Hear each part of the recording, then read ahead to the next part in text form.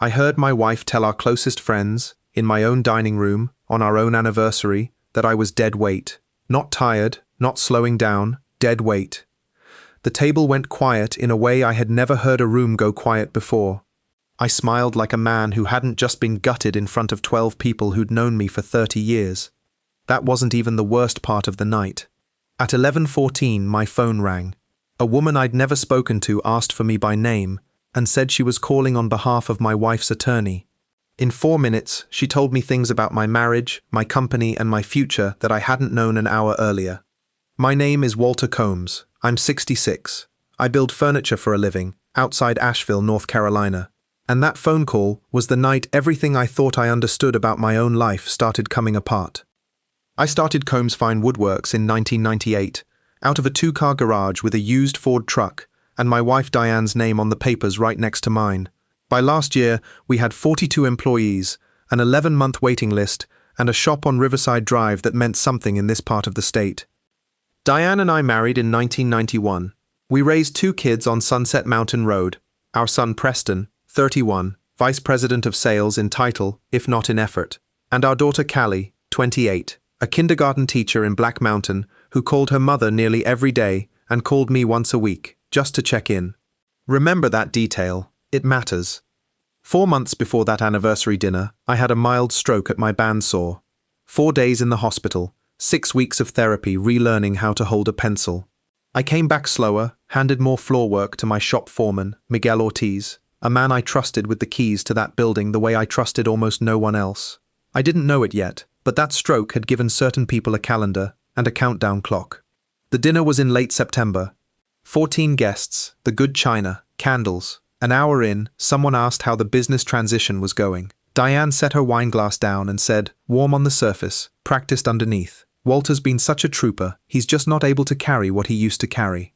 I laughed it off. Then she turned to our CFO's wife and added, honestly, some days he's just dead weight around here, but we love him anyway.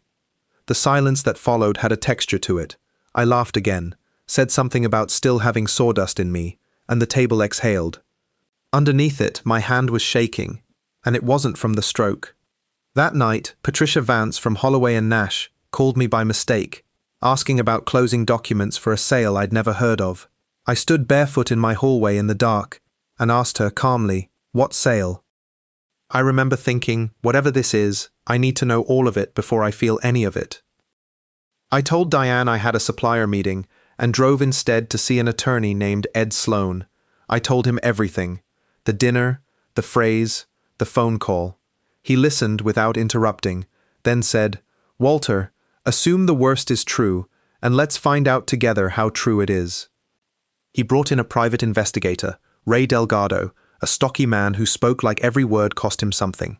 I thought back to June, to something my foreman Miguel had mentioned in passing, that our CFO, Gary Whitfield, had been asking odd questions about what our equipment would fetch if the shop had to liquidate fast.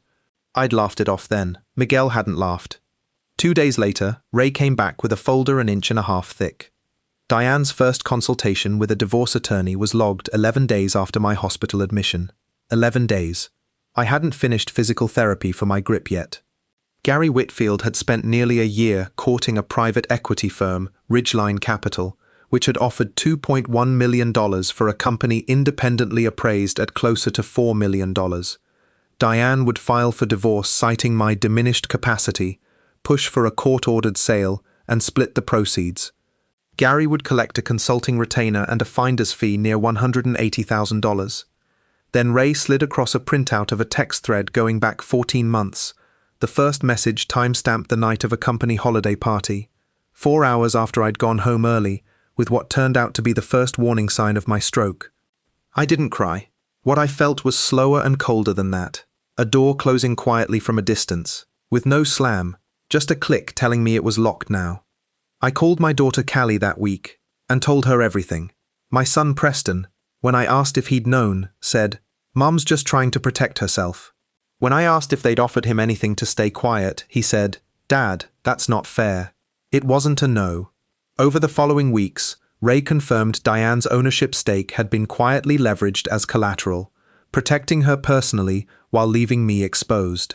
Ed found that Gary had systematically undervalued 3 equipment appraisals, insurance fraud, and had been siphoning company funds through a shell vendor run by his own brother-in-law, just over $91,000 in 23 months.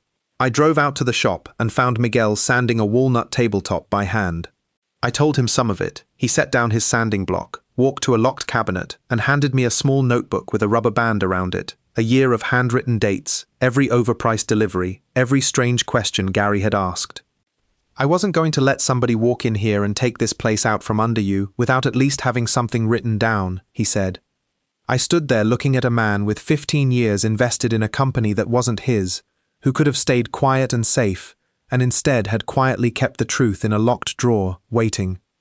Ed laid it out plain. I had marital infidelity documented with timestamps, a spouse who'd lawyered up 11 days after a medical event, and a CFO committing both insurance and vendor fraud.